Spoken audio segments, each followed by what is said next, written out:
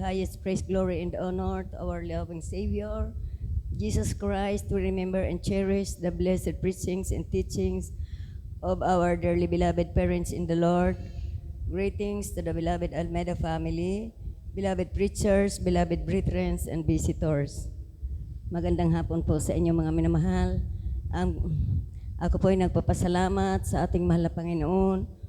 Una sa kalakasang pinagkaloob niya po sa akin sa araw na to mga minamahal, dahil talaga pong nung nagdaang buwan mga minamahal hanggang sa kasalukuyan, talaga po nagkaroon din po ako ng karamdaman na grabe po talagang panghihina ng katawan, grabing ubo mga minamahal, lagnat.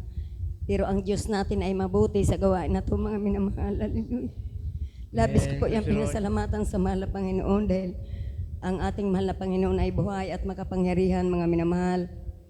At pinasalamatan ko rin mga minamahal sa ating mahal na Panginoon, ang mga pagpapala mga minamahal sa aming buhay, na kung iisipin ko mga minamahal, ang mga dagdaan din po naming buhay, talagang hindi mo aakalain na makakarating din po kami sa ganitong buhay mga minamahal. Dahil kahig ka ng kahig, walang tinutuka mga minamahal sa panahon namin mga minamahal.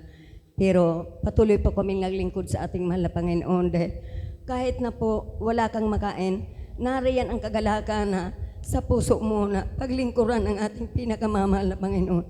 Kaya ang panglabis ko pong pinasalamatan sa ating mahal na Panginoon, dahil kung sa panahon ngayon mga minamahal, talagang hindi kakayanin mga minamahal. Hallelujah. Pero sa panahon namin noon mga minamahal, grabe mga minamahal, halos lahat kami dumanas ng ganyang buhay. So mga sinaunang Kristiyano mga minamahal na kasabay namin noong 1990 mga minamahal, lahat kami ganyan mga minamahal. Pero napakabuti ng Diyos mga minamahal, dahil hanggang ngayon kinahabagan kami ng aming pinakamamahal na Panginoon.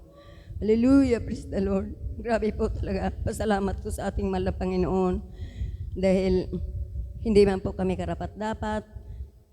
Isa rin po kami sa mga ginamit sa kanyang banal na gawain. Hindi ko naman po yan inisip na gamitin kami. Ang alam ko lang po, maglingkod kami sa ating mahal na Panginoon, na magpuri, magpasalamat, awitan siya, paglingkuran. Yan lang po ang alam ko mga minamahal sa aking paglilingkod noon. Pero ang Diyos mga minamahal, may layunin pala sa bawat isa sa atin.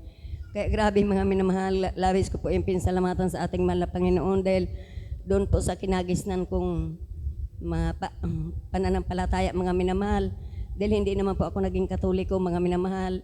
Isa po kaming Protestante mga minamahal, nang ako po'y makagisnan ko na po sa akin mga magulang. Isa po kaming Protestante, pero wala kahit anong pagbabago mga minamahal. Buhay sanlibutan mga minamahal, kung ano yung kilos ng sanlibutan, iyon din po kami noong. Kaya grabing kahirapan, grabing mga problema mga minamahal, punong-puno ng kaguluhan. Pero nang makilala ko ang mahal na Panginoon sa gawain na to mga minamahal, dito niya ako pinagpala, dito niya ako pinayapa, dito lahat ipinagkaloob ng ating mahal na Panginoon, ang lahat-lahat sa aking buhay mga minamahal.